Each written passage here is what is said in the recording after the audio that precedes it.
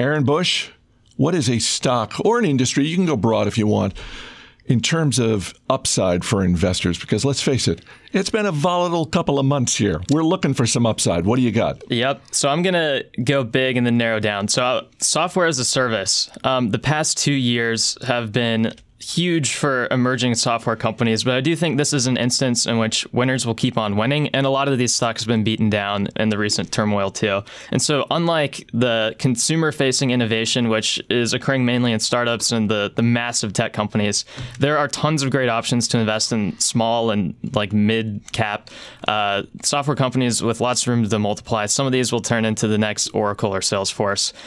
So a basket of 3 stocks that I have super high conviction in, that I think will do well in 2019, definitely beyond. Twilio, which is a leading communications platform. Alteryx, which is a leading data blending and analytics platform. And MongoDB, which is a next-gen database services company. All of these companies are growing super fast, are dominant at what they do, have very little competition. And at scale, they're going to be producing ridiculous amounts of cash flow. So I'm super excited to see what these companies do, even though they've already been hyped in past years. Also a fun basket of names. It is. They're just fun. It's fun to say Twilio. What about you, Matty? MongoDB. I'm going to jump way out, and I'm going to actually talk about an entire sector. Real estate has really underperformed recently, and thanks to, as you'd expect, with higher interest rates, home builders especially have been really hit hard. But I think the sector itself is what you want to have some exposure to over the next few years, because despite what the conventional thinking might be, real estate actually does quite well in periods of higher interest rates, higher inflation. I think one safe, cheap way to play it is just to buy the Vanguard Real Estate ETF. The ticker is VNQ. Pays a nice 4% dividend yield, gives you a broad exposure to a bunch of publicly traded real estate companies and REITs. And I think it has a real chance of outperforming the S&P over the next few years. On the other side of the spectrum, it can be a stock to avoid, or maybe just one to have on a really short leash. But in terms of that category, Aaron, where are you? So I think the marijuana industry is super interesting, but it was so hyped in 2018. I think 2019 is going to bring disaster to investors investing, for the most part, in that industry, but especially in the companies that were the most hyped, like Canopy Growth, Tilray, Aurora Cannabis.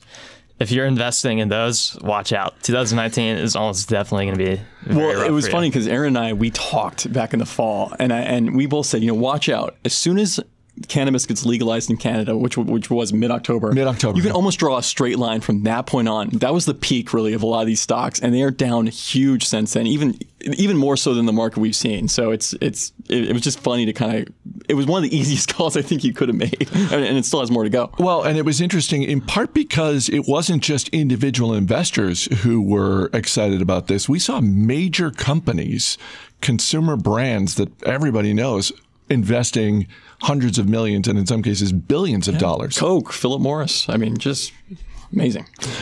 What do you got on a short leash? Well, I started the show, and you'd probably guess. I'm going to say Facebook needs to be kept on a short leash, if not avoided at all.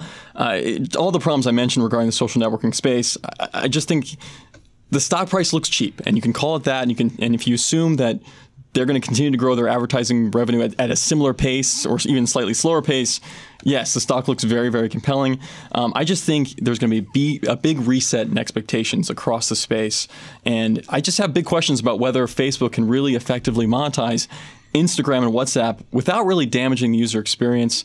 And and I'm not even getting into the kind of the leadership questions you have to have right now around Mark Zuckerberg and Sheryl Sandberg. So I just think you can do better elsewhere. Don't try to catch Facebook, even though it's a snazzy name with now a cheap valuation.